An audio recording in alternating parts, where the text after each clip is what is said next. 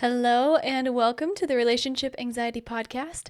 I'm your host, Ksenia, a certified relationship anxiety life coach, and I am so happy to be here with y'all today.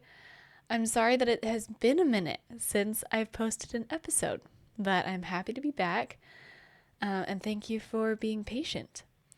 Today, I am going to share something with you that has really served me in a lot of areas of my life. It has served me when it comes to OCD and anxiety, but it's also served me in other hard areas of my life that I feel like I didn't have any control over. And so, as you're listening today, you can apply this perspective to relationship anxiety, but you can also apply it really into any difficult part of your life. And this perspective, I'm hoping, will help take you out of victim mode and move you into empowered mode. So to start, I want you to imagine that you're playing a card game. Now, I love card games. They're some of my favorite. I love just like the strategy of it. I love winning. I love just like trying to figure out how to make my hand, like how to win with the hand that I was dealt, right? I just love that thought process and trying to figure out, no matter what I'm dealt, how I'm going to win. Now, for a couple of years, I have really struggled with a connective tissue disorder, and it's been pretty tough.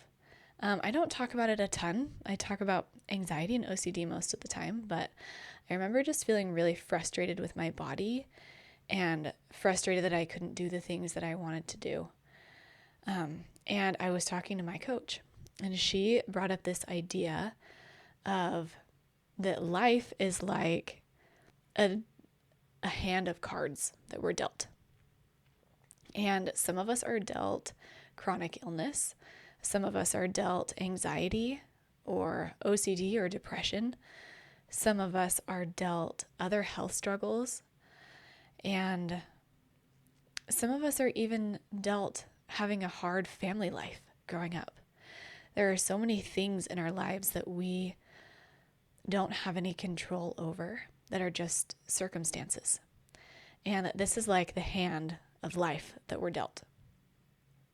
And at the time, she brought up this idea that I needed to try to figure out how to win at life with the hand that I was dealt.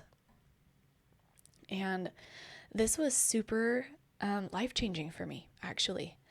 I realized, like, okay, these are the cards that I have. I have chronic illness. I have anxiety. And I am going to figure out how to win with these cards. Like it's going to be a fun challenge for me.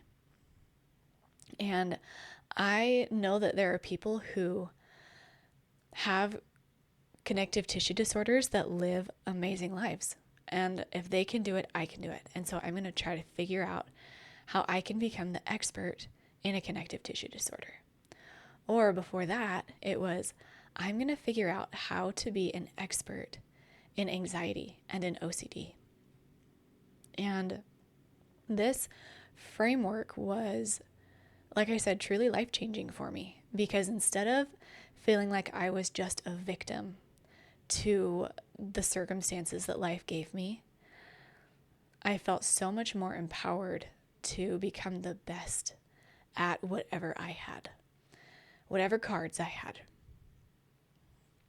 And I was reading in the Bible a couple days ago, and I was reading about Joseph and his coat of many colors and his whole story going into Egypt. And I realized that Joseph in Egypt is the best example of this perspective. He was dealt so many things that were unfair to him, right? His brothers threw him in a pit, and he was sold as a slave into Egypt. And when he was a slave, the scriptures say that he basically became the head slave. He became the best slave to this man, Potiphar.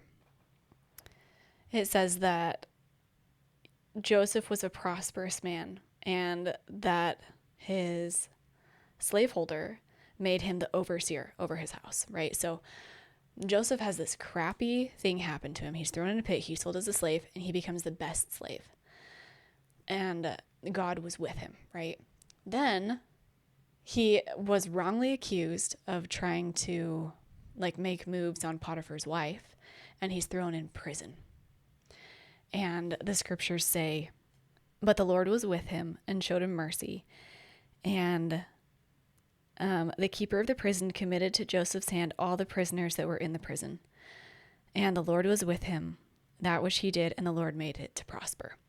And so you can see now Joseph is in prison and he becomes the head prisoner, right? He has this hand of cards that he's dealt, and he becomes the best at whatever hand he has, even though it's so unfair. And Joseph eventually interprets the dream of the butler in prison. The butler is also in prison, and this butler gets out of prison, goes back to serve the Pharaoh, and a year later, the Pharaoh has a dream.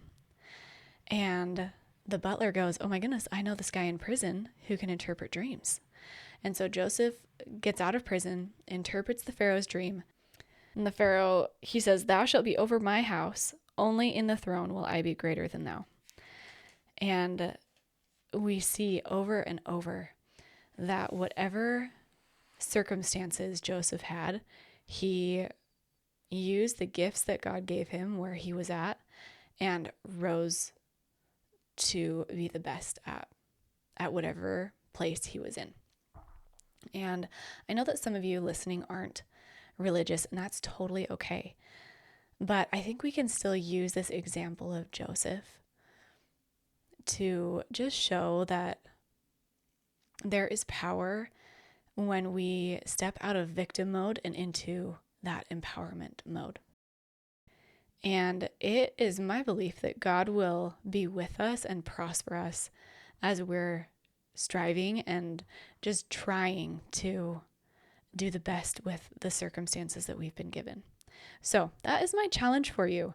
If you have anxiety, become an expert in anxiety. If you have OCD, become an expert in OCD. If you have a health problem, become an expert. And I promise that as you try to do that, you won't feel like you're at the mercy of your circumstances so much anymore. So thank you for listening. I am so happy that I got to just share this perspective with you that's really changed my life. And if you have any questions, feel free to reach out to me on Instagram at Ksenia Claire Coaching, and I would love to chat. See you guys soon. Bye.